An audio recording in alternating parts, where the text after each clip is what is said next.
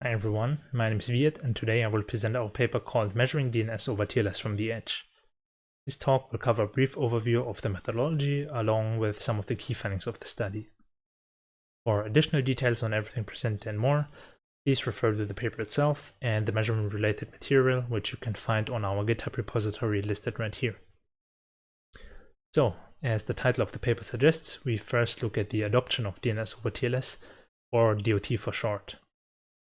But before we look into DOT from the edge, we actually reproduce parts of a previous study, referenced right here, in which the authors have scanned the IPv4 address space for open DNS resolvers. They've then taken the list of identified IP endpoints, in this case it was 1.2 million, and then have checked these resolvers for DOT support, although the support was rather low with 0.15% only. Now, we repeated this approach 9 months later in January 2020 and found a slight increase of roughly 23% regarding the number of open DOT resolvers. Alongside that, we also found that the support for TLS 1.3 has increased substantially, together with the discontinuation of the support for TLS 1 and 1.1.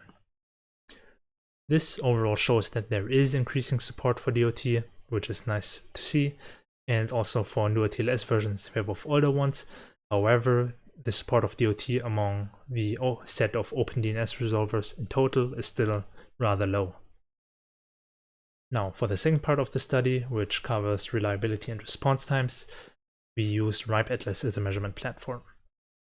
RIPE-Atlas has been able to do DOT measurements since early 2018, and so we selected a set of roughly 3,000 home probes, all of which are IPv4 capable and version 3 hardware probes, in order to issue DNS requests for our study. These probes, as they are deployed all around the globe, also help us to do analysis split by regions. However, we do not cover this in this talk, but this is also provided in the paper. Now, for the DNS requests, these are issued once a day over a period of 1 week in July 2019, and are issued both over DOT and DNS over UDP or DO53. The DNS requests are issued for 200 domains in order to query the A records using IPv4. And the target of these DNS requests are 15 public resolvers, which you can see in the table on the right hand side here, in addition to the local resolver of the probe. Of the 15 public resolvers, 5 support DOT, which you can see in the table, and for the local resolvers, whether they support DOT or not is not really known. So, in analyzing our results, we found that only 13 probes out of the more than 3,000 home probes actually successfully received DOT responses from their local resolvers, which is 0.4% only. Using this setup, we collected around 90 million DNS measurements in total, which we will have a look at in the following slides. Now first, for the reliability, we calculate the failure rates of the individual DNS measurements. In this table, you can see that the failure rates here are calculated by taking the number of failures column divided by the number of total column. Now, as for the failures are reported when DNS requests could not be sent to the resolvers, or if a DNS response was not received by a probe.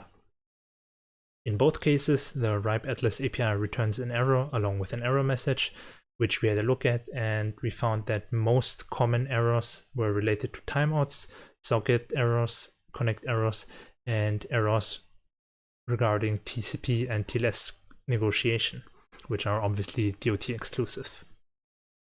When comparing the failure rates for the resolvers, which offer both DO53 and DOT in particular, we see that DOT has inflated failure rates, which is somewhat expected. These inflated failure rates range from roughly half a percentage point for Google and Cloudflare over to a few percentage points with Quad9 and clean browsing, up to more than 30 percentage points for the local resolvers.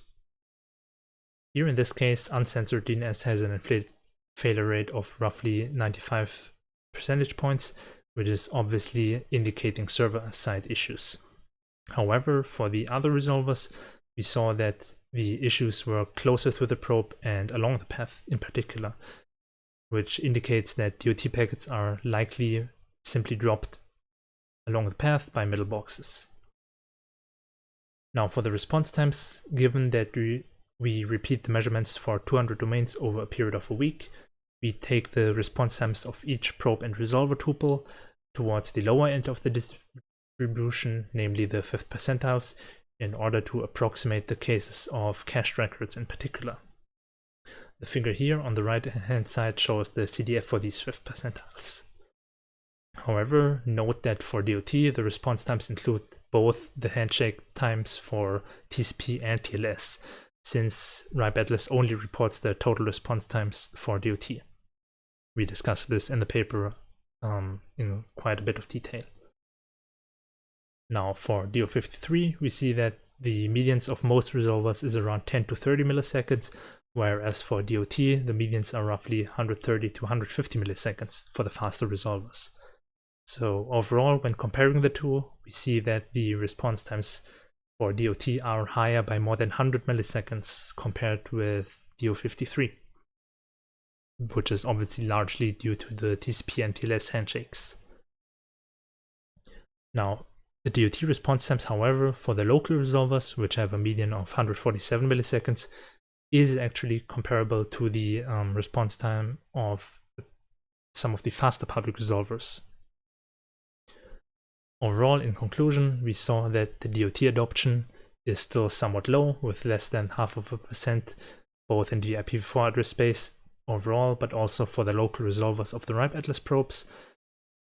However, there was some good progress regarding the adoption of DOT and newer TLS versions. For the reliability, we saw that DOT failure rates are in some cases comparable to DO53, which was mostly the case for public resolvers, and in some cases the failure rate for DOT was much higher, which we in particular saw for the local resolvers. And we also saw indications of issues with middle boxes along the path. Lastly, regarding response times, we saw that DOT is slower by more than 100 milliseconds, largely due to the connection and session overhead, although the response times for public and local resolvers are somewhat comparable.